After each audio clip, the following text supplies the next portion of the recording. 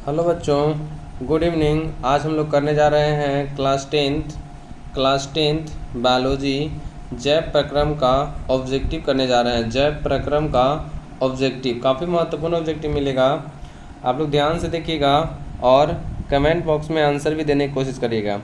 शुरू करते हैं। पहला क्वेश्चन आपके सामने अगर देखा जाए तो पहला क्वेश्चन में कहा गया है कि ध्यान दीजिएगा। पहला क्वेश्चन में कहा गया है कि निम्नलिखित क्रियाओं में कौन सजीव के मुख्य लक्षण है। सजीव के मुख्य लक्षण क्या है? अगर सजीव के लक्षण की बात किया जाए तो सजीव के लक्षण बहुत सारे होते हैं। जैसे पहला लक्षण की बात किया जाए तो सजीव श्वसन करता है। दूसरा लक्षण की बात किया जाए सजीव परिवहन करता है। तीसरा लक्षण की बात किया जाए तो सजीव पोषण करता है। और इस प्रकार से बहुत सारे लक्षण हैं। तो इनमें से कहा गया है सजीव के मुख्य लक्षण कौन है। मुख्य लक्षण पहला ऑप्शन है स्थानांतरण। स्थानांतरण का मतलब होता है जगह का परिवर्तन करना। तो क्या सभी के सभी सजीव जगह को परिवर्तन करते हैं? दूसरा है श्वसन। तीसरा है प्रकाश संश्लेषण। चौथा इनमें से कोई नहीं। तो सजीव के जो मुख्य लक्षण हो जाएगा वो ऑप्शन हो जाएगा बी। सभी के सभी सजीव वह श्वसन की क्रिया करते हैं, चाहे पेड़ पौधा हो चाहे जीव जंतु हो, सभी के सभी श्वसन की क्रिया करता है। दूसरा सवाल में कहता है कोशिका के किस भाग में सजीव के सारे गुण मौजूद होते हैं। कोशिका कौन सा भाग होता है जिसमें सारे के सारे गुण जो होता है ना मौजूद होता है। ध्यान दीजिएगा, कोशिका के किस भाग में सारे के सारे गुण मौजूद होता है। कोशिका झिल्ली में या कोशिका भित्ति में या जीव द्रव में या इनमें से कोई नहीं। तो सही ऑप्शन नंबर हो जाएगा सी, जीव द्रव में सारे के सारे गुण मौजूद होते हैं। अगला सवाल क्वेश्चन नंबर तीसरा की बात किया जाए तो तीसरा में कहा गया है वे सारी क्रियाएं जिनके द्वारा जीवों का अनुरक्षण होता है उसे क्या कहते हैं। वे सारी के सारी क्रियाएं जिसके द्वारा जीवों का अनुरक्षण होता है उसे हम लोग क्या कहते हैं? पोषण कहते हैं या श्वसन या परिवहन या जैव प्रक्रम। तो ऑप्शन नंबर हो जाएगा डी, उसे जैव प्रक्रम कहते हैं। जैव प्रक्रम का परिभाषा यही होता है कि वे सारी क्रियाएं जिसके द्वारा जीवों का अनुरक्षण होता है उसे हम लोग क्या कहते हैं? जैव प्रक्रम। और जैव प्रक्रम के अंतर्गत में 4 हिस्सा आता है। एक को कहते हैं पोषण, दूसरा होता है बाबू श्वसन, तीसरा होता है परिवहन और चौथा होता है उत्सर्जन। तो जैव प्रक्रम के अंतर्गत में 4 चैप्टर पढ़ना हम लोगों को, पोषण, श्वसन, परिवहन, उत्सर्जन। और यही परिवहन, श्वसन, उत्सर्जन जो है ना सभी के सभी जो है ना वो लक्षण है। किसका लक्षण है? तो सजीवों का लक्षण है। इसका सही ऑप्शन नंबर डी हो जाएगा।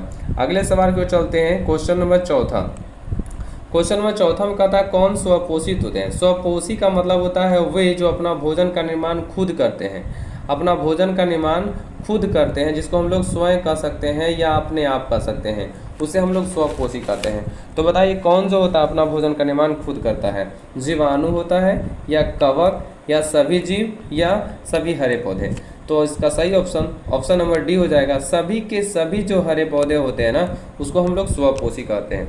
स्वपोषी का मतलब अपना भोजन का निर्माण खुद करेगा। स्वपोषी सभी के सभी हरे पौधे होते हैं। और सभी के सभी हरे पौधों के और नाम से हम लोग जानते हैं उत्पाद भी उसे कहा जाता है। क्या कहते हैं? उसे उत्पाद भी कहा जाता है। अगले सवाल की ओर चलते हैं। क्वेश्चन नंबर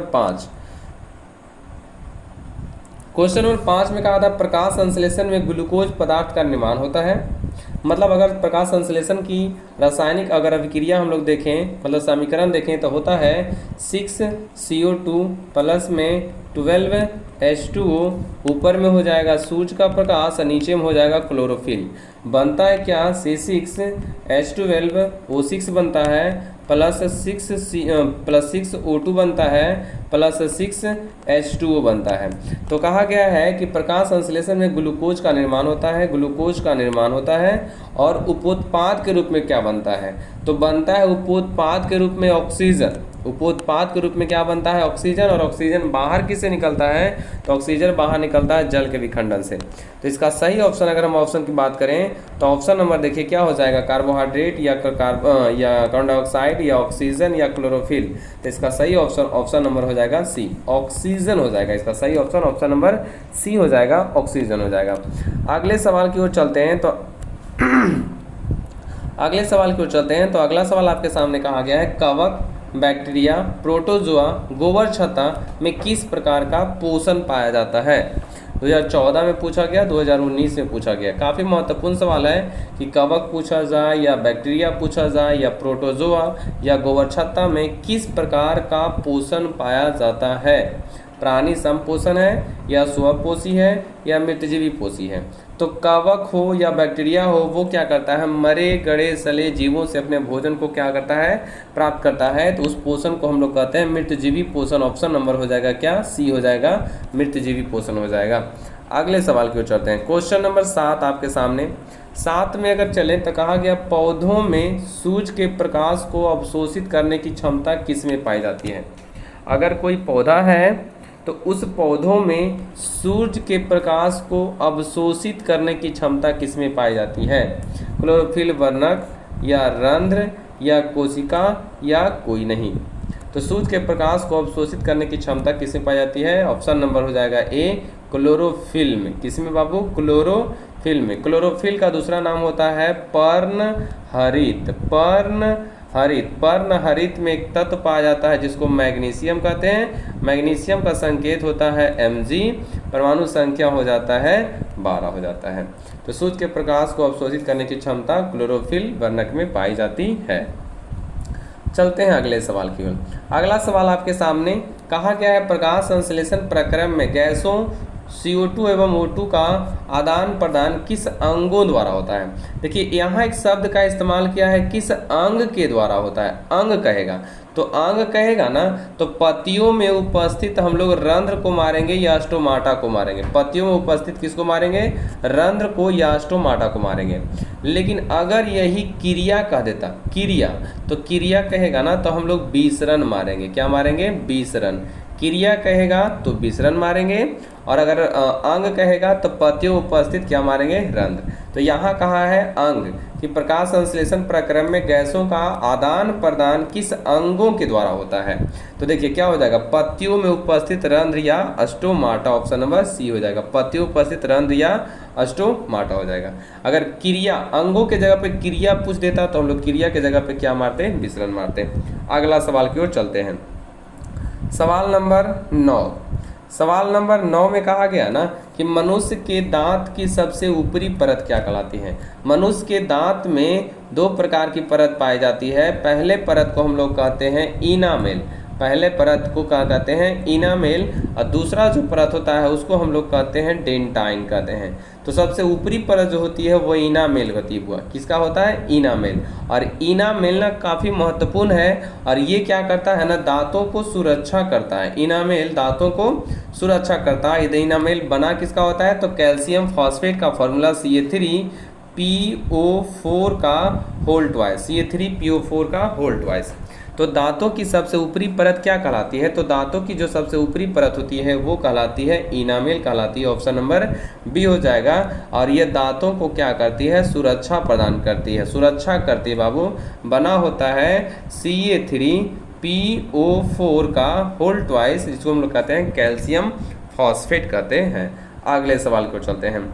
अगला सवाल आपके सामने कहा गया है कि अमीबा में भोजन का पाचन किस अंग में होता है, किस अंगक में होता है। अमीबा का आकार कुछ इस प्रकार से होता है, जिसमें केंद्रक होता है बुआ, इधर भोजन रसधानी होता है, और एक कुटपाथ जैसी रचना बनाता है, उंगली जैसी रचना बनाता है। इस प्रकार से अगर हम बात कर लेते हैं, अमीबा में भोजन का पाचन किस अंगक में हो जाता है।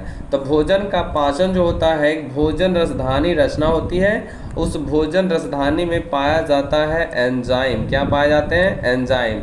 और वही एंजाइम भोजन को पचाने में क्या करता है, सहायता प्रदान करता है। कुटपाथ की अगर बात कर लेते हैं तो कुटपाथ जो होता है अंगुली जैसी रचना बनाता है, जो भोजन को पकड़ने में, क्या करने में, भोजन को पकड़ने में और भोजन को पकड़ने में और निगलने में, उसको अर्थात भोजन ग्रहण करने में मदद करता है। कौन, कुटपाथ। साथ ही साथ अमीबा का गमन अंग भी कौन कहलाता है, कुटपाथ कहलाता है, जिसके माध्यम से वो चलता है बुआ।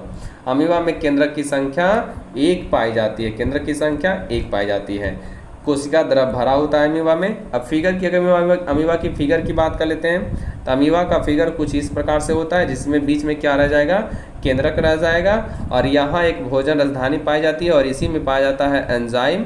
इसी में क्या पाया जाता है, एंजाइम। और यहाँ जैसे मान लीजिए यहाँ पर अगर कोई क्या है, भोजन के कण है, तो यहाँ पर क्या कर सकता है ना, यहाँ पर एक उंगली जैसी रचना का निर्माण करेगा, उंगली जैसी रचना का निर्माण करने के कारण भोजन को कहाँ कर लेगा, अंदर कर लेता है। हम लोग फिगर को ध्यान से अच्छी तरीके से देखे थे। अगले सवाल की ओर चलते हैं। अगला सवाल आपके सामने कहा गया है, ध्यान दीजिए कि मनुष्य में पाचन की क्रिया शुरू कहाँ से होती है। मनुष्य में पाचन की क्रिया शुरू कहाँ से होती है, मुख गुहा से होता है, ग्रास नली से होता है, अमाशय से होता है, यकृत से होता है। तो बताइए मनुष्य में पाचन की क्रिया की शुरुआत कहाँ से होती है, तो ऑप्शन नंबर हो जाएगा ए, मुख गुहा से। मुख गुहा से पाचन की क्रिया होती है। मुख गुहा को हम लोग मुंह कहते हैं, क्या कहते हैं, मुंह कहते हैं। तो मुख गुहा में पाचन की क्रिया शुरू हो जाती है। और अगर पूछा जाए कौन सा भाग पचता है, तो बोलेंगे कार्बोहाइड्रेट की पाचन होती है। किसकी पाचन होती है, कार्बोहाइड्रेट की पाचन होती है। किसकी पाचन, कार्बोहाइड्रेट की पाचन होती है। किसमें बाबू, मुख गुहा में होता है। मुख गुहा में 4 प्रकार के दांत पाए जाते हैं, एक जीभ होता है, और जीभ के ऊपर में छोटी छोटी कली पाई जाती है। उस कली को हम लोग कहते हैं, याद करना, उस कली को हम लोग कहते हैं स्वाद कलियाँ। कौन कलियाँ कहते हैं, स्वाद कलियाँ कहते हैं। वही स्वाद कलियाँ क्या करता है ना, भोजन को टेस्टी में चखने में मदद करता है बाबू, स्वाद कलियाँ। तो क्वेश्चन था मनुष्य में पाचन की क्रिया की शुरुआत कहाँ से होती है, तो मुख गुहा से होती है। और सबसे पहले क्या पचता है, कार्बोहाइड्रेट पचता है।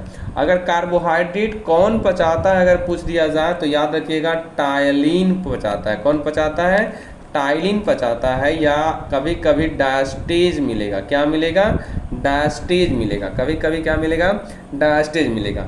एमाइलेज भी मिल सकता है, एमाइलेज याद रखिएगा, एमाइलेज भी मिल सकता है। एमाइलेज, टाइलिन, डायस्टेज, ये सभी जो कार्बोहाइड्रेट को पचाता है कहाँ, मुख गुहा में पचाता है।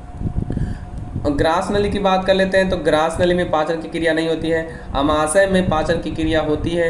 यकृत से निकलता है बाबू पीत रस। यकृत से कौन रस निकलता है, पीत रस निकलता है, यकृत से पीत रस। और यकृत जो होता है उसको हम लोग लीवर भी कहते हैं। क्या कहते हैं, लीवर, जो मानव शरीर की सबसे बड़ी ग्रंथि होती है। कौन, लीवर होती है। मानव शरीर की सबसे बड़ी ग्रंथि को हम लोग लीवर कहते हैं। इस पॉइंट को एकदम नोटिस करना बाबू, ध्यान देना। लीवर जो है ना मानव शरीर की सबसे बड़ी ग्रंथि है। काफ़ी महत्वपूर्ण सवाल है। चलते हैं सवाल 12 में चलते हैं। आपके सामने कहा गया है इनमें से कौन अवशेषी अंग है। अवशेषी अंग का मतलब होता है कि हमारे शरीर में उसका किसी प्रकार का कोई काम नहीं। 2019 में पूछा गया, 2021 में पूछा गया। काफ़ी महत्वपूर्ण है कि अवशेषी अंग के नाम से हम लोग किसको जानते हैं, तो क्या कान को जानते हैं, या अधोगामी कोलन को जानते हैं, कि अपेंडिक्स को जानते हैं, कि अंगूठा को जानते हैं। तो इसका सही ऑप्शन नंबर हो जाएगा सी, अपेंडिक्स को जानते हैं। किसके नाम से, तो अवशेषी अंग के नाम से। अवशेषी अंग के नाम से हम लोग अपेंडिक्स को जानते हैं। किसको बाबू, अपेंडिक्स। किसको, अपेंडिक्स। अवशेषी अंग कौन कहलाता है, अपेंडिक्स कहलाता है। और अपेंडिक्स को हम लोग एक और नाम कह सकते हैं, परिशेषिका भी कह सकते हैं। क्या कह सकते हैं बाबू, परिशेषिका कह सकते हैं। यह छोटी अंगुली के समान रचना होती है। यह पाया कहा जाता है। तो छोटी आंत और बड़ी आंत के जोड़ पर एक नली होती है जिसे सीकम कहते हैं, और सीकम के जस्ट नीचे पाया जाता है, जिसका नाम क्या है, परिशेषिका या अवशेषी अंग, या उसी को हम लोग अपेंडिक्स कहते हैं। चलते हैं अगले सवाल की ओर। अगले सवाल की ओर हम बात करें तो अगला सवाल आपके सामने कहा गया है कि अमीबा का आकार अनिश्चित होता है। अमीबा का आकार कैसा होता है, अनिश्चित। इसको रट जाएगा बुआ कि अमीबा का आकार कैसा होता है, अनिश्चित होता है। इसमें भोजन का अंतर्ग्रहण बहिष्करण किसके द्वारा होता है। अगर मतलब भोजन को ग्रहण करना है अमीबा का, तो किसके द्वारा भोजन ग्रहण कर सकता है। और अगर बहिष्करण करना है, मतलब शरीर से भोजन को बाहर निकालना है, तो किसके द्वारा कर सकता है। तो अमीबा में भोजन को ग्रहण करने के लिए कुटपाद जैसी रचना होती है। किसकी जैसी, कुटपाद जैसी क्या होती है, रचना होती है। ये कुटपाद जैसी रचना देख रहे हैं, अंगुली जैसा ये हिस्सा कुटपाद जैसी रचना होती है। इसी कुटपाद जैसी रचना को हम लोग कहते हैं, कुटपाद कहते हैं अंगुली जैसी रचना को, या पादाप कहते हैं। और इसके माध्यम से भोजन को ग्रहण भी कर सकता है और बचे हुए भोजन को बाहर निकाल सकता है। जरूरी नहीं कि वह यहीं से कर सकता है, वह कहीं से भी अंगुली जैसी रचना का निर्माण कर सकता है और शरीर से बाहर निकाल सकता है। सवाल था आपके सामने कि अमीबा का आकार कैसा होता है, पूछा जाए तो याद रखिएगा अनिश्चित होता है, अनियमित आकार के। इसमें भोजन का अंतर्ग्रहण बहिष्करण किसके द्वारा होता है, तो माफ करिएगा, कुटपाद के द्वारा होता है। ऑप्शन नंबर हो जाएगा एक, कुटपाद के द्वारा होता है। ऑप्शन नंबर एक, कुटपाद के द्वारा होता है। अगले सवाल की ओर चलते हैं। सवाल नंबर आपके सामने 14 कहा गया है, इनमें से किस रचना के द्वारा कारण मुख गुहा से भोजन श्वास नली में नहीं जा पाता है। याद करिए बाबू, श्वास नली में भोजन क्यों नहीं जाता है? कौन सी रचना होती है जिसके कारण से भोजन श्वास नली में नहीं जा पाता है? क्या ए कंठ द्वार के कारण, या बी एपिग्लोटिस के कारण, या सी ग्रसनी के कारण, या डी इनमें से कोई नहीं? आपका सही ऑप्शन क्या कहता है? तो सही ऑप्शन नंबर हो जाएगा बी, एपिग्लोटिक्स नामक एक रचना होती है और इस एपिग्लोटिक्स नामक रचना का नियंत्रण कौन करता है? दिमाग करता है। कौन करता है? दिमाग करता है। यही एपिग्लोटिक्स जो होता है वो भोजन को श्वास नली में जाने नहीं देती है। गलती से भी अगर भोजन श्वास नली में जाती है तो उसको खींचने का काम करता है, अर्थात जिसमें हम लोग सरक जाते हैं। तो किसके कारण से? एपिग्लोटिक्स के कारण से। सवाल नंबर आगे चलते हैं, 15 नंबर सवाल। 15 नंबर सवाल में कहा गया है छोटी आंत में भोजन का पाचन पूर्ण होने के बाद वो क्या कहलाता है? छोटी आंत पूछा गया हुआ। छोटी आंत पहले हिस्सा किसका आता है? तो पहले हिस्सा आता है अमाशय का। याद करो, पहले हिस्सा किसका आता है? अमाशय का। अमाशय के बाद हम लोग किसके पास पहुंचते हैं? छोटी आंत के पास। तो अमाशय पहले आया तो पहले आता है क, तो हम लोग कहेंगे कमाशय में भोजन कायम कहलाता है। बाद में जाता है छोटी आंत, तो छोटी आंत सेकेंड में आया, इसलिए वहाँ पर भोजन क्या कहलाता है? चाइल्ड कहलाता है। ऑब्जेक्टिव में याद रखेंगे। तो कहा गया छोटी आंत में भोजन का पाचन पूर्ण होने के बाद वो क्या कहलाता है? तो इसका सही ऑप्शन नंबर हो जाएगा सी, चाइल्ड कहलाता है। क्या कहलाता है? चाइल्ड कहलाता है। छोटी आंत की बात करते हैं लंबाई, तो छोटी आंत की लंबाई होता है 6 मीटर, जो आहारनाल का सबसे लंबा भाग होता है। ये काफ़ी महत्वपूर्ण ऑब्जेक्टिव है कि आहारनाल का सबसे लंबा भाग कौन होता है? छोटी आंत होता है। और अगर छोटी आंत की लंबाई की बात किया जाए तो छोटी आंत की जो लंबाई होती है वो छोटी आंत की लंबाई होती है 6 मीटर होती है। और आहार नाल की अगर लंबाई की बात किया जाए तो आहार नाल की लंबाई होता है 8 से 10 मीटर। 8 से 10 मीटर होता है। 8 से 10 मीटर में अकेले छोटी आंत की लंबाई होती है कै मीटर? 6 मीटर होता है। आहार नाल के मुख्य रूप से 5 भाग होते हैं। कितने भाग होते हैं? आहार नाल के मुख्य रूप से 5 भाग होते हैं, जिसमें से एक भाग होता है मुख, दूसरा भाग होता है ग्रास नली, दूसरा भाग कौन हो? नली, ग्रास नली। तीसरा भाग होता है अमाशय। तीसरा भाग क्या हो गया? अमाशय। चौथा भाग जो होता है वो होता है छोटी आंत, और 5वां भाग जो होता है वो होता है बड़ी आंत। तो सबसे हमारा जो सबसे ज़्यादा लंबा भाग होता है वो छोटी आंत होता है, जिसकी लंबाई होती है कै मीटर? 6 मीटर होती है। ऑब्जेक्टिव में बाबू याद रखिएगा। चलते हैं अगले सवाल की ओर। सवाल नंबर 16 में क्या कहता है? सवाल नंबर 16 में कहता है कि अंत में अपचा भोजन, मतलब अगर भोजन पच भी गया है या बेकार जो हो चुका है, वह मल के रूप में अस्थायी तौर पर किस में जमा रहता है? क्या रेक्टम में जमा रहता है, या छोटी आंत में जमा रहता है, या अमाशय में जमा रहता है, या ग्रास नली में जमा रहता है? तो बताइए कि अंत में अपचा भोजन मतलब पचने उचने के बाद जो बच गया है, मल के रूप में हो गया है, तो वह किस में जमा होता है? तो ऑप्शन नंबर हो जाएगा ए, रेक्टम में जाकर जमा होता है, जिसको हम लोग मलाशय भी कहते हैं। क्या कहते हैं? मलाशय भी कहते हैं। तो रेक्टम में जाकर जमा होता है, जो बड़ी आंत का भाग होता है, जिसमें से 2 भाग होता है। एक का नाम है कोलोन और दूसरा का नाम है रेक्टम। दूसरा का नाम क्या है? रेक्टम, जिसको हम लोग कहते हैं मलाशय भी कहते हैं। तो जाकर कहाँ जाकर जमा होता है? मल जाकर। तो मल से याद रखिएगा मलाशय में जाकर जमा रहता है अस्थायी तौर से। अगले सवाल की ओर चलते हैं। अगला सवाल आपके सामने कहा गया, ध्यान दीजिएगा, क्वेश्चन नंबर 17। क्वेश्चन नंबर 17 में कहा गया है कि मनुष्य के आहारनाल की लंबाई कितनी होती है? अभी हम लोगों ने पढ़ा था कि मनुष्य के आहारनाल की लंबाई होती है 8 से 10 मीटर। ऑप्शन नंबर हो जाएगा ए, 8 से 10 मीटर होता है। इसमें से सबसे ज़्यादा लंबा होता है कौन? छोटी आंत, जिसकी लंबाई होती है कै मीटर?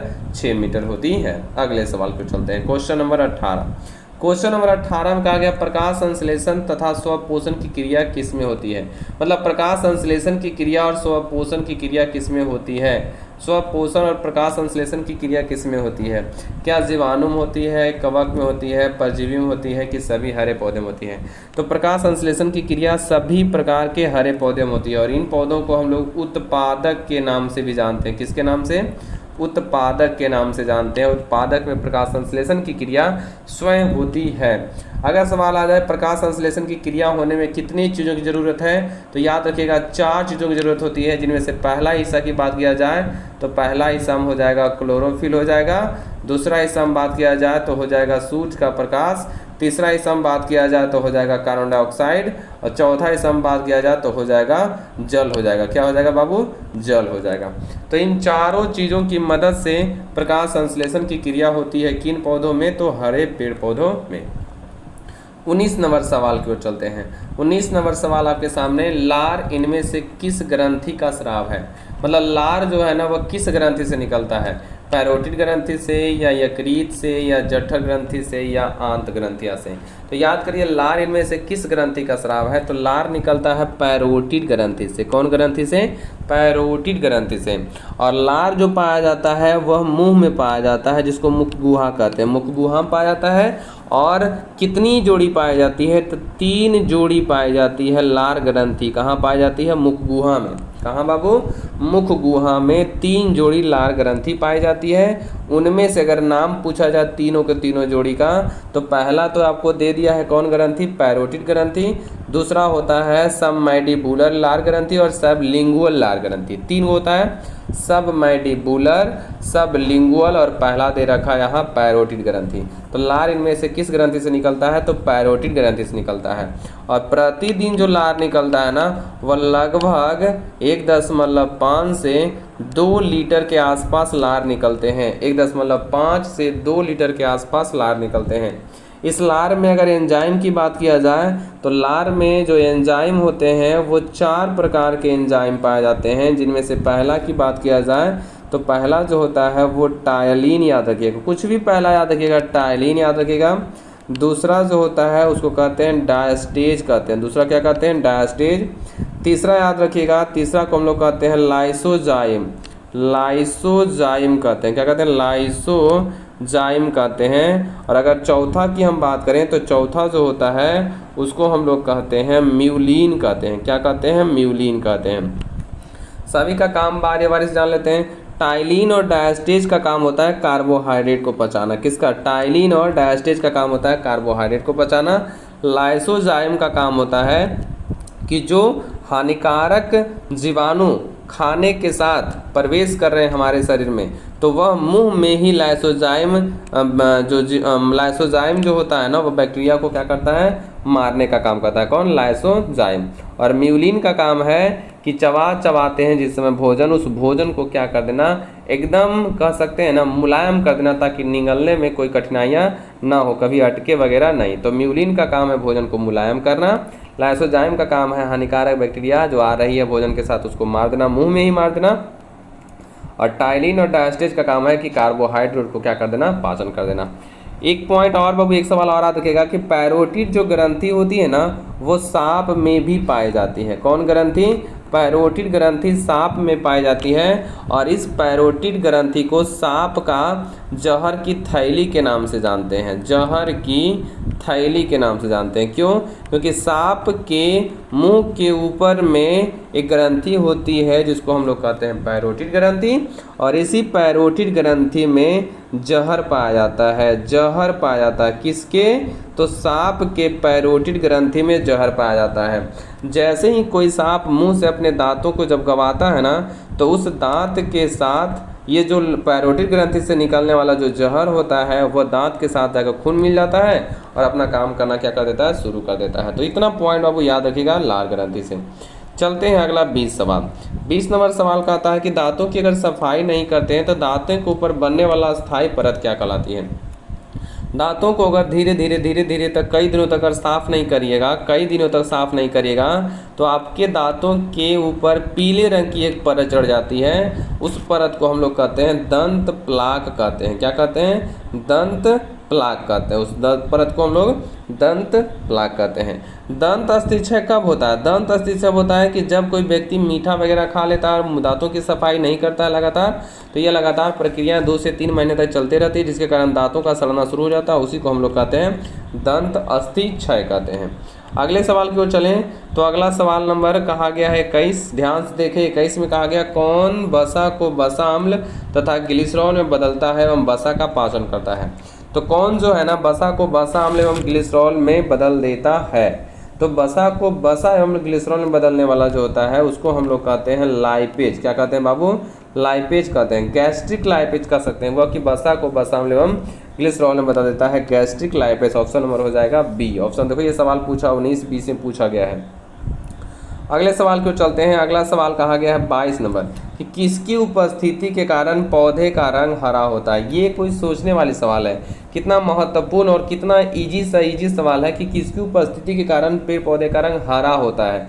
तो ये तो बिना बताए बता सकते हैं, तो ऑप्शन नंबर हो जाएगा ये हरित लवक, जिसको हम लोग कहते हैं क्लोरोप्लास्ट। सॉरी, हरित लवक नहीं हो सकता, अगर क्लोरोफिल दिया है तो हरित लवक को नहीं मारेंगे, तो हम लोग मारेंगे किसे? क्लोरोफिल को मारेंगे। ऑप्शन नंबर हो जाएगा सी हो जाएगा, ऑप्शन नंबर सी हो जाएगा। अगर हरित यहाँ क्लोरोफिल नहीं रहता तो हम लोग किसको मारे? हरित लवक को मारते, लेकिन क्लोरोफिल दे रखा है तो हम लोग हरित लवक को नहीं मारेंगे, मारेंगे किसको? क्लोरोफिल को मारेंगे, जिसको हम लोग पर्णहरित कहते हैं। तो किसकी उपस्थिति के कारण पेड़ पौधे का रंग हरा होता है? तो क्लोरोफिल के कारण या पर्णहरित के कारण पेड़ पौधे का रंग जो होता है हरा होता है। इसमें एक तत्व पाया जाता है जिस तत्व को मैग्नीशियम कहते हैं, और मैग्नीशियम का संकेत होता है क्या चीज़? Mg। और परमाणु संख्या की बात किया जाए तो परमाणु संख्या कितना होता है? 12 होता है। अगला सवाल को चलते हैं। क्वेश्चन नंबर कहा गया, ध्यान दीजिएगा 23 नंबर सवाल में कहा गया कि मानव शरीर की सबसे बड़ी ग्रंथि क्या कहलाती है। ये सवाल बाबू हमने पहले कर चुका है कि बताइए मानव शरीर की सबसे बड़ी ग्रंथि क्या कहलाती है। सबसे बड़ी ग्रंथि तो वो कहलाती है बाबू यकृत कहलाती है या लीवर कहलाती है। इसको जिगर भी कहते हैं, पॉइंट याद रखिएगा। इसको क्या कहते हैं? जिगर भी कहते हैं। कि मानव शरीर की सबसे बड़ी ग्रंथि क्या कहलाती है? यकृत कहलाती है, या उसको हम लोग लीवर कहते हैं, या उसको हम लोग जीवर कहते हैं, जिगर कहते हैं। यह मानव शरीर की सबसे बड़ी ग्रंथि होती है, जिसका वजन जो होता है लगभग 1.5 kg का होता है। यकृत से निकलता है पीत रस। यकृत से कौन रस निकलता है? पीत रस निकलता है। और पीत रस की जो प्रकृति होती है वो कैसी होती है? तो क्षारीय होती है। पीत रस की प्रकृति कैसी होती है? क्षारीय होती है। और इसका रंग लगभग हरा जैसा होता है। किसका? पीत रस का जो रंग होता है वो लगभग हरा जैसा होता है।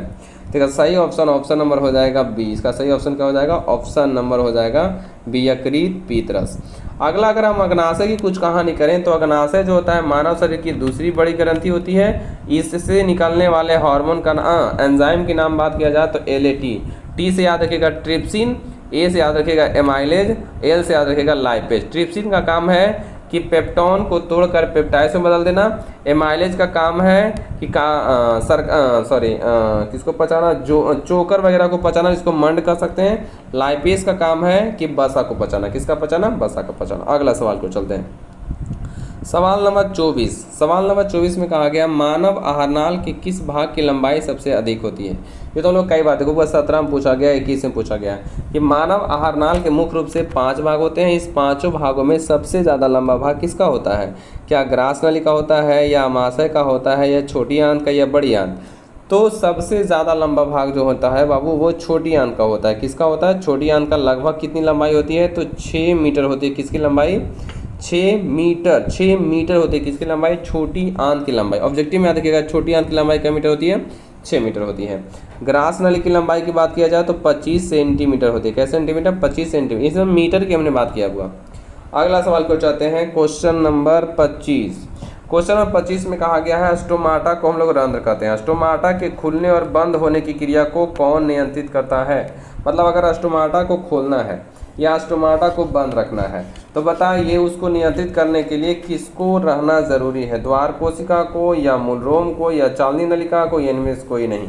तो द्वार कोशिका जिसको हम गार्ड सेल कहते हैं ना, गार्ड सेल का होना क्या है? एकदम ज़रूरत है। द्वार कोशिका का या गार्ड सेल का होना सबसे ज़्यादा ज़रूरत है। क्यों? क्योंकि स्टोमाटा के खुलने और बंद होने की क्रिया को वो क्या करते रहता है? नियंत्रित करते रहता है। इसीलिए द्वार कोशिका और गार्ड सेल का रहना क्या है? ज़रूरत है। वो सही ऑप्शन नंबर हो जाएगा गार्ड सेल या द्वार कोशिका हो जाएगा। 25 के बाद 26 को चलते हैं। 26 आपके सामने कहा गया ना कि ग्लूकोज के एक अणु में ऑक्सीजन के कितने परमाणु होते हैं। C6 अगर हम बात करते हैं H12O6, तो ग्लूकोज का क्या अणु है ग्लूकोज का, तो ये ग्लूकोज का एक अणु है। तो इस अणु में ऑक्सीजन के बोला गया कितने परमाणु होते हैं, तो ऑक्सीजन के 6 परमाणु होते हैं। ऑप्शन नंबर हो जाएगा ए। ऑक्सीजन के कितने परमाणु, 6 परमाणु होते हैं। ऑप्शन नंबर क्या हो जाएगा, ए हो जाएगा। अगले की ओर चलते हैं 27 नंबर। 27 नंबर सवाल की बात करते हैं। कहा गया जीव शरीर की रचनात्मक एवं क्रियात्मक इकाई को क्या कहते हैं। तो सिंपल सवाल है कि जीव शरीर की रचनात्मक एवं क्रियात्मक इकाई कहेगा तो हम लोग किसको मारेंगे, कोशिका को मारेंगे। कि कोशिका जो होता है ना उसको हम जीव शरीर की रचनात्मक एवं क्रियात्मक इकाई कहते हैं। इस कोशिका का खोज सबसे पहले किया गया था रॉबर्ट हुक ने किया था 1665 ईस्वी में, 1665। उसके बाद जीवित कोशिका का खोज हुआ 1674 ईस्वी में। ये करने वाले कौन थे, इस करने वाले का नाम था, याद रखो, ल्यू वेन होएक। ल्यू वेन होएक कौन थे, ल्यू वेन होएक कौन थे, ल्यू वेन होएक, ल्यू वेन होएक। 1674 ईस्वी में जीवित कोशिका का खोज।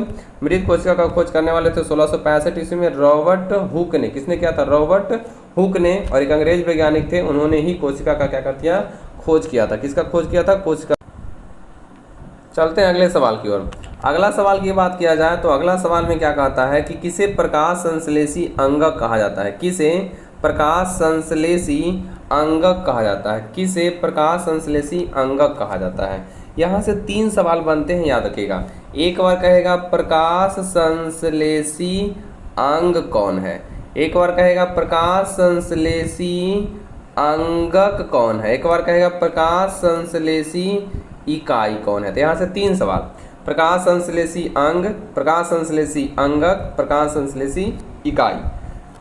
अंग कहेगा तो पत्ती मारेंगे, अंगक कहेगा तो क्लोरोप्लास्ट मारेंगे, क्लोरोप्लास्ट, याद रखिएगा क्लोरोप्लास्ट को हम हरित लवक कहते हैं। और अगर इकाई कहेगा तो क्लोरोफिल मारेंगे। क्या मारेंगे, क्लोरोफिल मारेंगे, क्लोरोफिल मारेंगे, जिसको हम लोग ना क्या कहते हैं, पर्णहरित कहते हैं। तो ऑब्जेक्टिव में याद रखिएगा। कहा प्रकाश संश्लेषी अंगक कौन है, तो अंगक हम लोग हरित लवक कह सकते हैं या क्लोरोप्लास्ट कहते हैं। ऑप्शन नंबर क्या हो जाएगा, ए। ऑप्शन नंबर हो जाएगा ए, हरित लवक या क्लोरोप्लास्ट कह सकते हैं। पत्ती को हम लोग अंग कहेंगे, प्रकाश संश्लेषी अंग कहेंगे। और क्लोरोफिल और पर्णहरित को हम लोग कहेंगे प्रकाश संश्लेषी इकाई कहेंगे, प्रकाश संश्लेषी इकाई। जाइलम का काम है, जाइलम एक संवहन उत्तक होता है जो जल को ढोने का काम करता था। जल का परिवहन कौन करता है, जाइलम करता है। जाइलम के बाद एक फ्लोएम भी देख लेते हैं। जब इतना हम लोग देख रहे हैं तो फ्लोएम की कहानी करें तो फ्लोएम जो होता है ना, इसकी कोशिकाएं जो होती है वो जीवित होती है। इसकी कोशिकाएं कैसी होती है, जीवित। इसमें चालनी नलिकाएं पाया जाता है। किसमें हुआ, जाइलम में चालनी नलिकाएं पाया जाता है। और फ्लोएम जो होता है वो खाद्य पदार्थ का परिवहन करता है, वो दोनों दिशाओं में, नीचे से ऊपर, ऊपर से नीचे। अगले सवाल की ओर चलते हैं। सवाल नंबर 29 में अब ध्यान से देखो। देखो कितना बार ये सवाल पूछा गया कि स्वपोषी पोषण तथा प्रकाश संश्लेषण के लिए क्या ज़रूरत है। स्वपोषी पोषण तथा प्रकाश संश्लेषण के लिए क्या क्या ज़रूरत है। 13, 15, 16, 21 बहुत सारा पूछा गया है। क्लोरोफिल, सूर्य का प्रकाश, जल, कार्बन डाइऑक्साइड, तो हम लोग कहेंगे इनमें से सभी के सभी का होना क्या हुआ, ज़रूरत है। कब, जब स्वपोषी पोषण होगा या प्रकाश संश्लेषण की क्रिया होगी तब। क्लोरोफिल का भी, सूर्य का प्रकाश का भी, और जल का भी, और कार्बन डाइऑक्साइड। कार्बन डाइऑक्साइड की मात्रा जो है वायुमंडल में है 0.03%। कितना है, 0.03%। और ऑक्सीजन की मात्रा कहा जाए तो 21%, नाइट्रोजन की मात्रा कहा जाए तो 78%। इतना पॉइंट याद रखिएगा।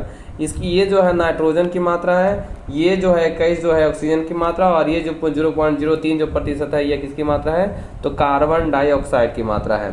अगले सवाल को चलते हैं। 29 नंबर सवाल के बाद 30 नंबर सवाल आपके सामने कहा गया कि वायुमंडल में CO2 का कितना प्रतिशत है। लो अभी तुरंत पढ़े थे हुआ कि वायुमंडल में कार्बन डाइऑक्साइड की मात्रा कितना है, तो 0.03%। ऑप्शन नंबर हो जाएगा बी, 0.03%। ऑप्शन नंबर क्या हो जाएगा, बी, 0.03% होगा। अगले सवाल की ओर चलते हैं।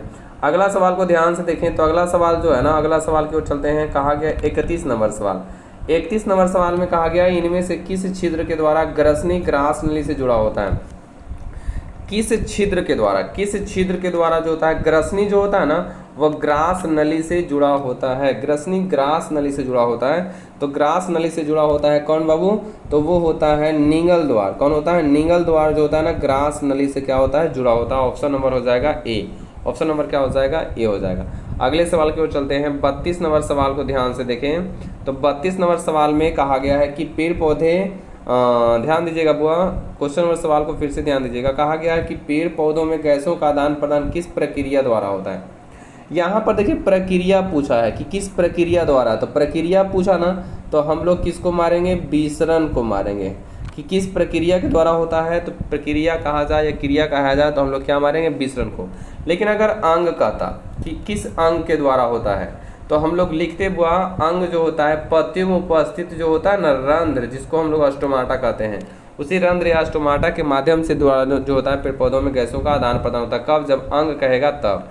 लेकिन यहाँ अंग नहीं पूछा, प्रक्रिया, तो प्रक्रिया में क्या मार देंगे, विसरण मार देंगे। अगले सवाल को चलते हैं। 32 के बाद 33 में आपके सामने कहा गया भोजन में मौजूद प्रोटीन को पेप्टोन में कौन सा एंजाइम परिवर्तित कर देता है।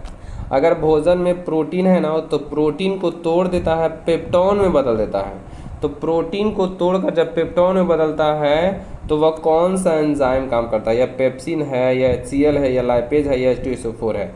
तो अमाशय में निकलने वाला एक एंजाइम है जिसका नाम क्या है, पेप्सिन। क्या हुआ, पेप्सिन है, सॉरी पेप्सिन। क्या नाम है जिसका नाम, पेप्सिन है। यह पेप्सिन जो होता है ना, क्या करता है ना, प्रोटीन को तोड़ता है, बदल देता है किसमें, पेप्टोन में बदल देता है। प्रोटीन को तोड़कर पेप्टोन में बदल देता है। इतना पॉइंट याद रखिएगा। पेप्सिन कहाँ से निकलता है, तो अमाशय से निकलता है। HCl की बात करें तो हमारे अमाशय में उसका pH मान होता है 1.4। HCl का काम क्या है, तो HCl का काम अगर बात करें तो HCl का जो काम होता है ना, वो होता है कि बाहर से आने वाले हानिकारक जीवाणुओं को क्या कर देना, नष्ट कर देना, मार देना। और दूसरा काम की बात कर लेते हैं तो दूसरा काम जो होता है, यह भोजन को क्या कर देता है, अम्लीय बना देता है। भोजन को क्या कर देता है, अम्लीय बना देता है। कौन, HCl। HCl का pH मान 1.4 होता है। यह भोजन को क्या कर देता है, अम्लीय बना देता है। भोजन के साथ आने वाले हानिकारक जीवाणुओं को क्या करता है, मार देता है। और HCl भोजन को पचाने में भी क्या करता है, मदद करता है। अगले सवाल को चलते हैं। 33 के बाद 34 नंबर सवाल में क्या कहता है, ध्यान दें। तो 34 में कहता है मनुष्य के जीव के ऊपरी सतह पर पाए जाने वाली संरचना को हम लोग क्या कहते हैं। मतलब अगर कोई मनुष्य का जीव है तो मनुष्य के जीव जब हम जब्बा करते हैं ना, तो उसको ऊपर में देखते हैं छोटी छोटी कली नजर आती है। उस पाए जाने वाली संरचना को क्या कहते हैं, स्वाद कली कहते हैं, या रेक्टम कहते हैं, या कोलोली कहते हैं, या इनमें से कोई नहीं। तो ऑप्शन नंबर हो जाएगा ए, स्वाद कलियाँ उसे कहते हैं। उसे क्या कहते हैं बाबू, स्वाद कलियाँ कहते हैं। और इसी स्वाद कलियाँ की मदद से हम ये पता कर पाते हैं कि कौन सा जो स्वाद है वो कैसा है, किसी भी खाने का स्वाद कैसा है, वह किसकी मदद से, तो स्वाद कलियाँ की मदद से। ये कहाँ पाई जाती है, तो हम लोग बोलेंगे यह पाई जाती है मनुष्य के जो जीव होता है उस जीव के सबसे ऊपर वाले हिस्से में छोटी छोटी जो पाई जाती है उसको हम स्वाद कलियाँ कहते हैं। अगले सवाल पर चलते हैं। अगला सवाल कहा गया क्लोरोफिल वर्णक। क्लोरोफिल वर्णक का रंजक कैसा रंग का होता है। कितना बेहतर के बेहतर सवाल है। क्लोरोफिल वर्णक का रंजक कैसा होता है, हरा होता है, नीला होता है, लाल होता है, या सफ़ेद होता है। तो इसका सही ऑप्शन आप लोग दिए कमेंट बॉक्स में, इसका सही ऑप्शन क्या आने वाला। लाइक जरूर करें, सब्सक्राइब जरूर करें, शेयर जरूर करें। इसका सही ऑप्शन हुआ कहा गया क्लोरोफिल वर्णक का रंग हरा होता है, ऑप्शन नंबर ए होता है। और इसी क्लोरोफिल के कारण पेड़ पौधे का जो रंग होते हैं वो कैसे होते हैं, हरे होते हैं। तो वो याद रखेगा, क्लोरोफिल का दूसरा नाम होता है पर्णहरित। क्लोरोफिल का दूसरा नाम क्या होता है, पर्णहरित होता है। अगले सवाल को चलते हैं। 36 नंबर सवाल आपके सामने कहा गया प्रकाश संश्लेषण कब होता है, दिन में, या रात में, या रात दिन दोनों, या सुबह शाम। तो प्रकाश संश्लेषण की जो क्रिया होती है, देखो 2015 में सवाल पूछा गया, वो होता है वो प्रकाश संश्लेषण की क्रिया दिन में होती है। ऑप्शन नंबर बी याद रखिएगा, रट जाएगा वो कि प्रकाश संश्लेषण की क्रिया कब होती है, तो दिन में होती है। Option number B. ये रटने वाली तो बचपन में हम लोग पढ़ चुके ना। सभी हरे पौधों को क्या कहते हैं, सभी हरे पौधों को क्या कहते हैं। 2014, 19 और 19 में देखो फर्स्ट रिंग और सेकेंड रिंग, कि हरे पौधे को क्या कहते हैं, उत्पादक या स्वपोषी, अपघटक, उपभोक्ता या आहार श्रृंखला। तो अभी हम लोगों ने कहा था कि उत्पादक कहो या स्वपोषी कहो, वो हमारा कहलाता है सभी हरे पौधे। तो सभी हरे पौधों को हम लोग क्या कहते हैं, उत्पादक कहते हैं या स्वपोषी कहते हैं। अगले सवाल को चलते हैं। अगला सवाल हमारे सामने 38 ना, कि प्रकाश संश्लेषण की क्रिया में ऑक्सीजन बाहर निकलता है किसकी सहायता से। तो हम लोग पहले वाले क्वेश्चन में कर चुके हैं, या 5-6 क्वेश्चन के पहले जाकर देखिएगा तो ध्यान से बुआ क्या कहता है कि प्रकाश संश्लेषण की क्रिया में ऑक्सीजन बाहर निकलता है, वह किससे निकलता है। तो याद रखिएगा जल के विखंडन से ऑक्सीजन जो होता है ना, उपोत्पाद के रूप में, उपोत्पाद के रूप में वह क्या करता है ना, बाहर निकल जाता है। ऑब्जेक्टिव में बाबू याद रखिएगा। अगले सवाल को चलते हैं। अगला सवाल आपके सामने कहा गया ना कि प्रकृति में ऑक्सीजन का संतुलन कैसे बना रहता है। प्रकृति में ऑक्सीजन का संतुलन कैसे बना रहता है। प्रकृति में ऑक्सीजन का संतुलन अगर बनाना है तो कैसे बना रहता है, संयोजन क्रिया से या प्रकाश संश्लेषण की क्रिया से या अपघटन की क्रिया से, कि इनमें से कोई नहीं। तो प्रकृति में अगर हमें ऑक्सीजन का संतुलन बनाना है तो ऑप्शन नंबर बी याद रखिएगा, प्रकाश संश्लेषण की क्रिया से वो क्या हो जाएगा ना कि ऑक्सीजन संतुलन बना रहेगा। अगले सवाल पर चलते हैं। अगला सवाल आपके सामने कि power house of the cell किसे कहते हैं, power house of the cell, कोशिका में power house of the cell किसे कहते हैं। तो सही ऑप्शन नंबर हो जाएगा ए, माइटोकॉन्ड्रिया को कहते हैं power house of the cell कहा जाता है। ऑब्जेक्टिव में आपको याद रखेगा, जिसको कोशिकीय ऊर्जा का घर भी कहा जाता है, किसको, power house of the cell, mitochondria को power house of the cell कहते हैं, कोशिकीय ऊर्जा का घर कहा जाता है, कोशिकीय ऊर्जा का घर कहा जाता है। माइटोकॉन्ड्रिया की बात करते हैं तो माइटोकॉन्ड्रिया हम लोग श्वसन चैप्टर में पढ़ेंगे, फिलहाल अभी रहने देते हैं। अगला सवाल पर चलते हैं। अगला सवाल आपके सामने कहा गया है कि प्रकाश संश्लेषण की प्रक्रिया शुरू से अंत तक किसमें होती है। अगर प्रकाश संश्लेषण की क्रिया हो रही है तो शुरू से लेकर लास्ट तक किसमें होती है, तो ऑप्शन नंबर बी याद रखिएगा, क्लोरोप्लास्ट में। ऑप्शन नंबर बी याद रखिएगा, क्लोरोप्लास्ट में शुरू से लास्ट तक प्रकाश संश्लेषण की क्रिया होती है। ऑप्शन नंबर बी याद रखिएगा, क्लोरोप्लास्ट में। किसमें, क्लोरोप्लास्ट में, क्लोरोप्लास्ट में, क्लोरोप्लास्ट में, क्लोरोप्लास्ट में, क्लोरोप्लास्ट में। अगला सवाल पर चलते हैं। अगला सवाल आपके सामने कहा गया किसे प्रकाश संश्लेषी अंग कहा जाता है। आप भी पढ़े देखो कि प्रकाश संश्लेषी अंग ना पत्तियों को कहते हैं। प्रकाश संश्लेषण किसे कहते हैं, पत्तियों को कहते हैं। प्रकाश संश्लेषी अंग पत्तियों को कहते हैं। ऑप्शन नंबर हो जाएगा सी हो जाएगा। अगला सवाल में कहा था 43 अमीबा में पचा हुआ भोजन रसधानी से निकलकर कहाँ पहुँचेगा। अगर मान लो ये कोई प्रकार की अमीबा है, ये प्रकार का क्या है, अमीबा है, तो अमीबा में ये वो रसधानी भरे हुए हैं, ये हमारा जो है ना कोशिका द्रव भरा हुआ है, इसमें केंद्रक है। तो कहा गया अमीबा में पचा हुआ भोजन, यहाँ पर एक होता है भोजन रसधानी, इसमें भोजन पच गया, तो बताओ कहाँ टहलेगा, क्या बाहर चल जाएगा, नहीं। तो ये कोशिका द्रव में जो होता है ना इधर उधर टहलते रहता है। तो अमीबा में पचा हुआ भोजन रसधानी से निकलकर पहुँचता है कहाँ, कोशिका द्रव, कोशिका मुख, साइटोस्टोम, इनमें से कोई नहीं। ऑप्शन नंबर याद रखिएगा, कोशिका द्रव में। किसमें बाबू, कोशिका द्रव में। ऑप्शन नंबर ए कोशिका द्रव में याद रखिएगा। ऑप्शन नंबर ए कोशिका द्रव में याद रखिएगा। अगले सवाल पर चलते हैं। अगला सवाल में कहता है आत्महत्या की थैली के नाम से हम किसे जानते हैं। काफ़ी महत्वपूर्ण सवाल है, एकदम काफ़ी महत्वपूर्ण। VVI सवाल 2016 में पूछा गया है कि आत्महत्या की थैली के नाम से किसे जानते हैं। माइटोकॉन्ड्रिया को, राइजोबियम लिखना चाहिए, राइबोजियम लिखा गया, लाइसोसोम को, इनमें से कोई नहीं। तो आत्महत्या की थैली के नाम से हम लोग जानते हैं लाइसोसोम को जानते हैं। ऑप्शन नंबर सी याद रखिएगा, लाइसोसोम को लोग जानते हैं आत्महत्या की थैली। माइटोकॉन्ड्रिया को power house of the cell कहता है। राइजोबियम की बात किया जाए तो राइजोबियम दलहनी पौधों में पाया जाता है, याद रखिएगा। अगला सवाल की बात करते हैं, किसे प्रकाश संश्लेषी इकाई कहा गया। तो प्रकाश संश्लेषी इकाई कहा गया था क्लोरोफिल को। फिर से एक बार हम बता दे बुआ कि पहला हिस्सा में पूछा जाए कि प्रकाश संश्लेषी अंग कौन है, तो प्रकाश संश्लेषी अंग कहेगा तो पत्ती मारेंगे। दूसरा, प्रकाश संश्लेषी अंगक कौन है, तो अंगक कहेगा तो हम मारेंगे क्लोरोप्लास्ट। क्या मारेंगे, क्लोरोप्लास्ट मारेंगे। और अगर पूछा जाए कि इकाई कौन है, तो इकाई कहा जाए तो हम लोग मारेंगे किसको, क्लोरोफिल को मारेंगे। कि प्रकाश संश्लेषी इकाई किसे कहता है, क्लोरोफिल को कहा जाता है। अगले सवाल की ओर चलते हैं। अगला सवाल 45 के बाद 46 में ध्यान से देखें तो 46 में कहता है पैरामीशियम का आकार निश्चित है, इसका शरीर किस प्रचलन अंगक से ढका होता है। तो पैरामीशियम की अगर आकार कर लेते हैं तो ये काफ़ी महत्वपूर्ण हो जाएगा। निश्चित कि पैरामीशियम का आकार कैसा होता है, निश्चित होता है। और इसमें 2 केंद्रक पाए जाते हैं। पैरामीशियम में कितने केंद्रक पाए जाते हैं, 2 केंद्रक पाए जाते हैं। तो पैरामीशियम का आकार पूछा जाता है कैसा होता है, अनिश्चित। और पूछा जाए किसके जैसा होता है, तो याद रखिएगा चप्पल के जैसा होता है। किसके जैसा, चप्पल के जैसा होता है इसका आकार। निश्चित तो होता है लेकिन किसके जैसा होता है, चप्पल के जैसा होता है। और इसका शरीर एक प्रचलन अंगक से ढका होता है, उसको हम लोग सीलिया कहते हैं। ऑप्शन नंबर हो जाएगा ए, उसको क्या कहते हैं, सीलिया कहते हैं। ऑप्शन नंबर ए हो जाएगा। अगला सवाल देखते हैं 47 में आपके सामने कहा गया मनुष्य का कौन सा अंग मुख गुहा से मलद्वार तक फैला होता है। हम लोग आहार नाल के बारे में पढ़ रहे हैं। किसके बारे में पढ़ रहे हैं, आहार नाल के बारे में। और उसी के बारे में कहा था कि मनुष्य का कौन सा अंग है जो मुख गुहा से शुरू होता है, एकदम मुंह से शुरू होता है, जाता है कहाँ तक, मलद्वार तक जाता है, एकदम मलद्वार जहाँ से मल बाहर निकलता है शरीर में। तो वो ग्रसनी होगा, छोटी आंत, आहार नाल की कोई नहीं, तो उसको हम लोग आहार नाल कह सकते हैं। छोटी आंत नहीं कह सकते, वो केवल क्या कहेंगे, आहार नाल कहते हैं। जो मुंह से लेकर कहाँ तक फैली होती है, मुंह से लेकर कहाँ तक, मुख गुहा से लेकर मलद्वार तक वो क्या रहती है, फैली। ऑप्शन नंबर हो जाएगा सी।